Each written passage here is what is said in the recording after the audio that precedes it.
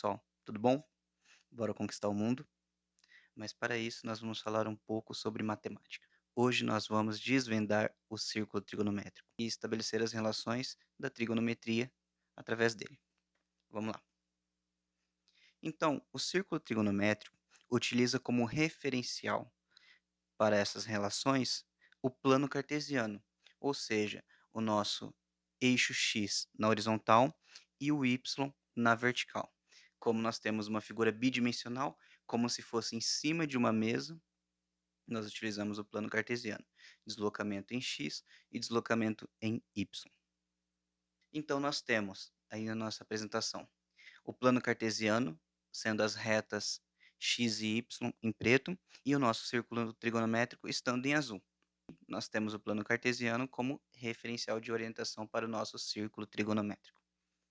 Beleza. Uma observação importante sobre o círculo trigonométrico é que o raio dele é igual a 1, ou seja, a distância entre o centro e a borda da circunferência é igual a 1. O valor é de uma unidade, ok? Esse valor é muito interessante porque ele estabelece relações trigonométricas que vai ser fundamental para a gente em mudança de coordenada futuramente, ok? Em cálculos mais complexos. Então, nós já vimos o plano cartesiano como orientador dos nossos raciocínios em cima do círculo trigonométrico. A distância do centro à borda é chamada de raio e ela vale 1. E nós temos outra relação muito interessante. A variação espacial entre os quadrantes em relação à circunferência é chamada de ângulo. Então, essa distânciazinha amarela que você está vendo, esse arco amarelo, a gente chama de ângulo, tá? Vamos entender. O raio, ele tem a sua origem no centro da circunferência e o seu término na borda da circunferência. Nós podemos utilizar uma partícula naquela borda que descreve o movimento, como se fosse uma bolinha rodando em torno da circunferência, ok? Essa variação de posição provoca um deslocamento tanto no eixo x quanto no eixo y.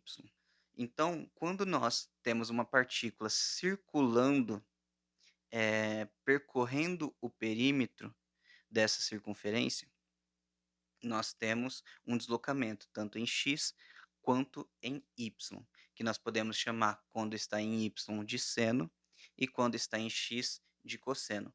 Vamos observar a animação a seguir.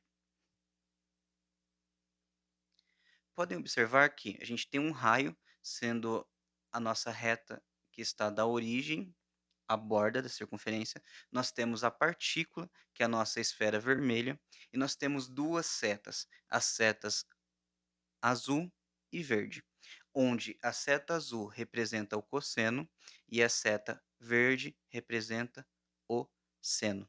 Então vocês podem perceber que quando ocorre o deslocamento da partícula ao redor da circunferência, ocorre uma variação, tanto em x quanto em y. E essa variação pode ser positiva ou negativa.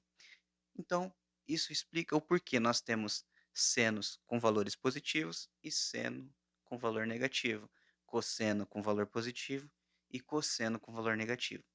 Na próxima aula, nós vamos estabelecer a relação da tangente em relação ao círculo trigonométrico e visualizar os principais ângulos no círculo trigonométrico. Por exemplo, o de 30, 45, 60, 90 e por aí vai. Ok? Vamos entender também como o círculo trigonométrico é definido em 4 quadrantes e suas características para facilitar o nosso raciocínio futuramente. Beleza? Então, pessoal, espero que vocês tenham entendido e até mais.